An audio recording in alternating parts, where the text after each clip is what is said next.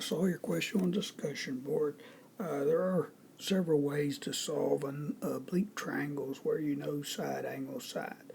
This is just a recommendation, the book or the algorithm it gives. Although it's not the only way, this is probably the easiest way, the algorithm they give.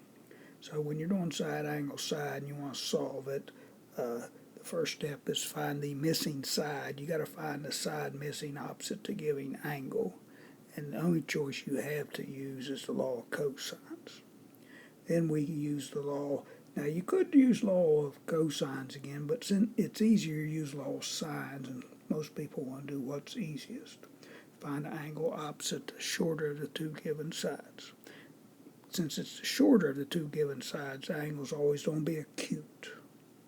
Then we find the third angle by subtracting the measure of the given angle and the angle we just found in the previous step from 180. So this is the easiest. This is the algorithm. They give it to you in the book if you read this section. And this is the easiest way to solve the side angle side triangle. Hope it's helped.